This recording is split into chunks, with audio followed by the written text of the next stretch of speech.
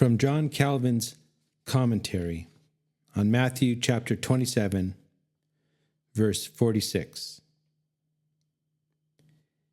And about the 9th hour Jesus cried with a loud voice, saying, Eli, Eli, lama sabachthani.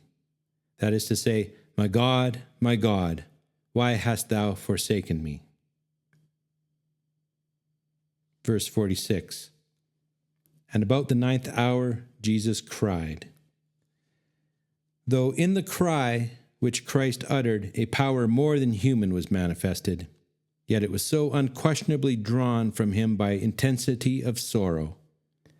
And certainly this was his chief conflict, and harder than all the other tortures, that in his anguish he was so far from being soothed by the assistance or favor of his Father, that he felt himself to be in some measure estranged from him.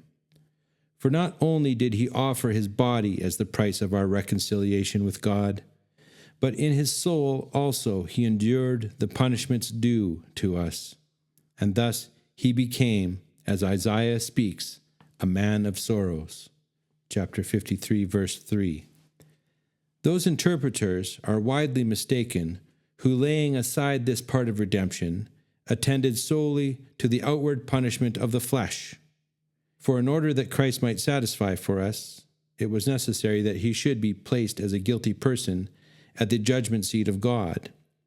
Now nothing is more dreadful than to feel that God, whose wrath is worse than all deaths, is the judge.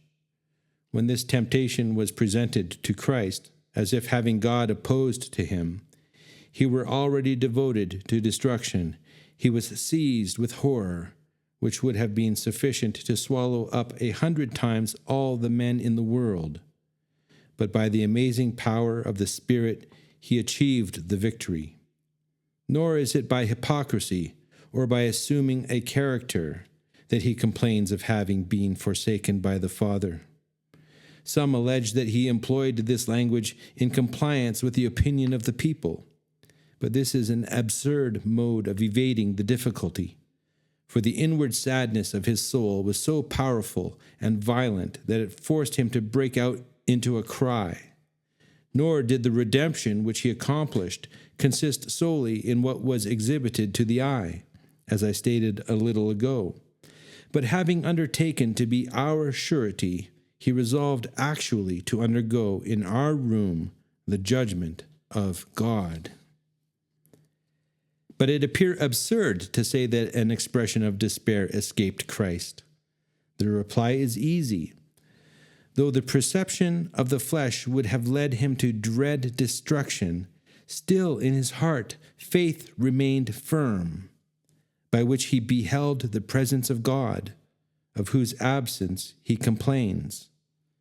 We have explained elsewhere how the divine nature gave way to the weakness of the flesh, so far as was necessary for our salvation, that Christ might accomplish all that was required of the Redeemer. We have likewise pointed out the distinction between the sentiment of nature and the knowledge of faith, and therefore the perception of God's estrangement from him, which Christ had, as suggested by natural feeling, did not hinder him from continuing to be assured by faith that God was reconciled to him. This is sufficiently evident from the 2 clauses of the complaint. For before stating the temptation, he begins by saying that he betakes himself to God as his God, and thus, by the shield of faith, he courageously expels that appearance of forsaking which presented itself on the other side. In short, during this fearful torture, his faith remained uninjured, so that while he complained of being forsaken, he still relied on the aid of God as at hand. That this expression eminently deserves our attention is evident from the circumstance that the Holy Spirit, in order to engrave it more deeply on the memory of men, has chosen to relate it in the Syriac language. For this has the same effect as if he made us hear Christ himself repeating the very words which then proceeded from his mouth. so much the more detestable is the indifference of those who lightly pass by, as a matter of jesting, the deep sadness and fearful trembling which Christ endured. No one who considers that Christ undertook the office of mediator on the condition of suffering our condemnation, both in body and in his soul, will think it strange that he maintained a struggle with the sorrows of death, as if an offended God had thrown him into a whirlpool of afflictions.